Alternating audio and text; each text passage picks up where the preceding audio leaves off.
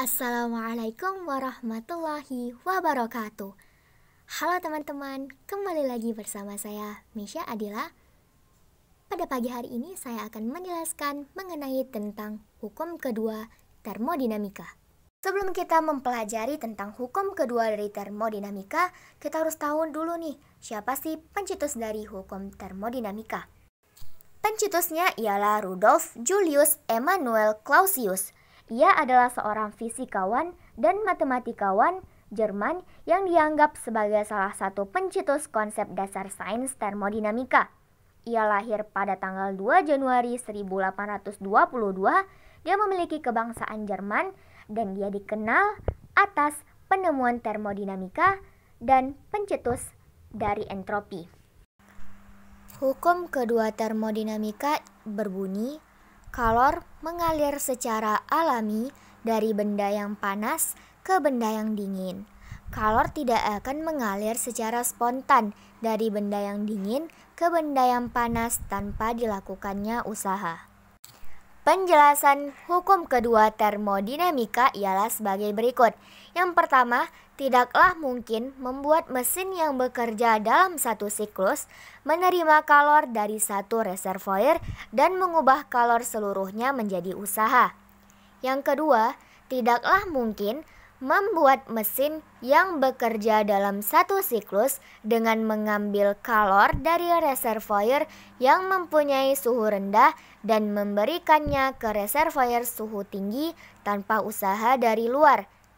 Yang ketiga, mesin yang bekerja di antara reservoir suhu T besar T kecil dan reservoir suhu T besar T kecil, buka kurung T besar T kecil lebih besar daripada TR, tutup kurung, mempunyai efisiensi maksimum.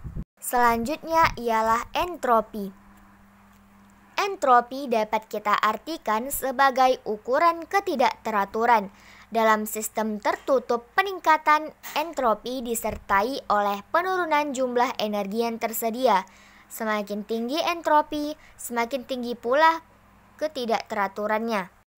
Entropi pada proses temperatur konstan, jika suatu sistem pada suhu mutlak T mengalami proses reversibel dengan menyerap sejumlah kalor Q, maka kenaikan entropi delta S dapat dituliskan sebagai berikut ini.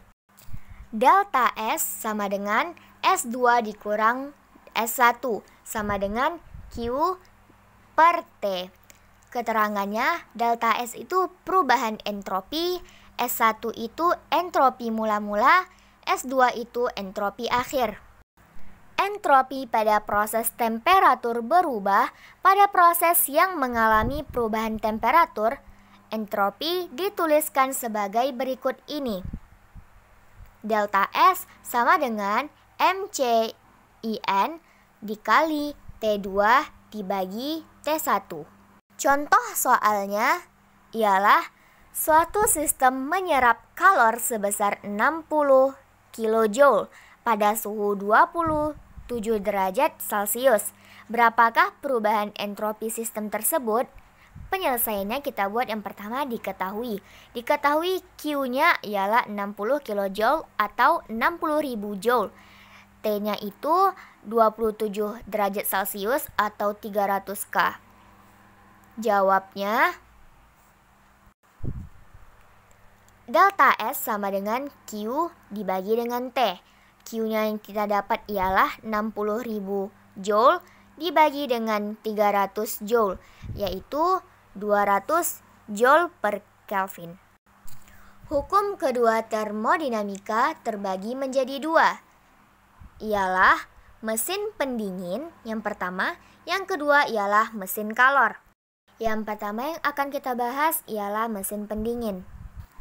Mesin pendingin merupakan peralatan yang prinsip kerjanya berkebalikan dengan mesin kalor. Pada mesin pendingin, terjadi aliran kalor dari reservoir bersuhu rendah ke reservoir bersuhu tinggi dengan melakukan usaha pada sistem. Contohnya, pada lemari es atau kulkas dan pendingin ruangan atau AC. Mesin pendingin tidak mungkin memindahkan kalor dari reservoir temperatur rendah ke reservoir temperatur tinggi dalam sebuah siklus kerja tanpa membutuhkan kerja dari luar sistem. Ukuran kinerja mesin pendingin yang dinyatakan dengan koefisien daya guna merupakan hasil bagi kalor yang dipindahkan dari reservoir bersuhu rendah Q2 terhadap usaha yang dibutuhkan W.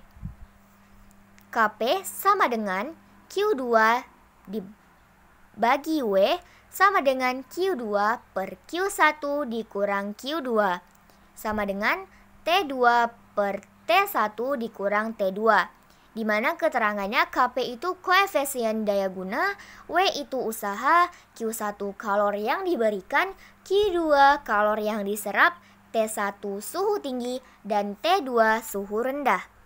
Dan di sini saya menampilkan bagan dari mesin pemanas dan ada juga bagan dari mesin pendingin. Nah, bisa kita perhatikan ya. Dan di sini saya meletakkan contoh dari mesin pendingin. Dan ada contoh soal dari mesin pendingin, yaitu kulkas memiliki koefisien performansi 6.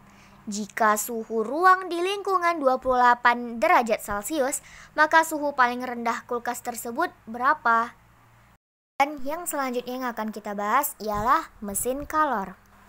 Mesin kalor tidak mungkin mengubah semua kalor yang terdapat pada reservoir kalor temperatur tinggi menjadi kerja dalam sebuah siklus kerja tanpa membuang sebagian kalor ke reservoir kalor temperatur rendah.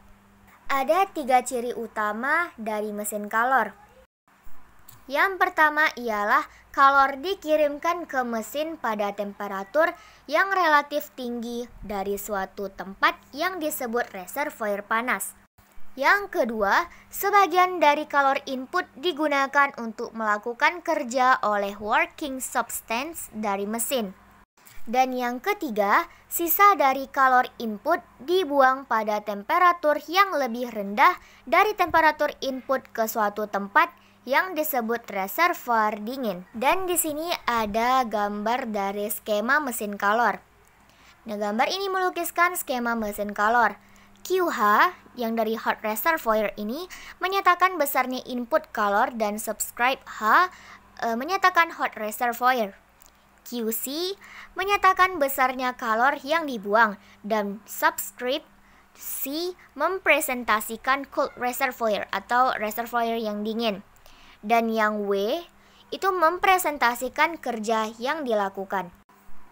Ketika sebuah sistem melakukan proses siklus, maka tidak terjadi perubahan energi dalam pada sistem. Mesin kalor ini sebuah mesin harus mengikuti prinsip konservasi energi.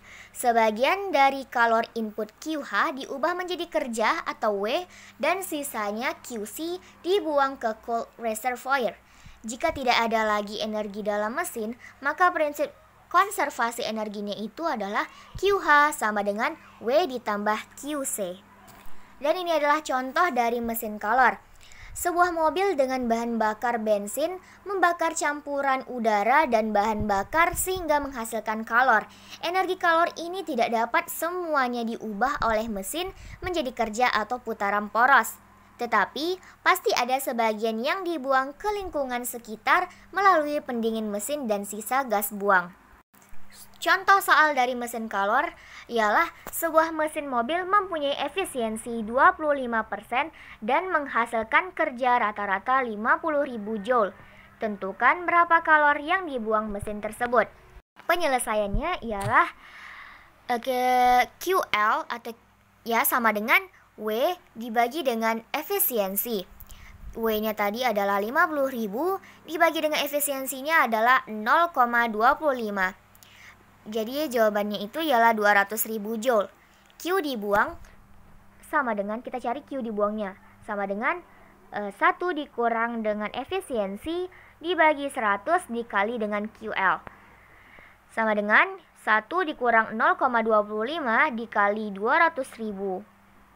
Nah, 0,75 dikali 200.000 ialah 150.000 joule. Sekian informasi yang dapat saya sampaikan mengenai tentang hukum kedua termodinamika. Apabila masih ada kesalahan dan kekurangan, mohon dimaafkan. Wabillahi taufik wal hidayah. Wassalamualaikum warahmatullahi wabarakatuh. Sampai jumpa.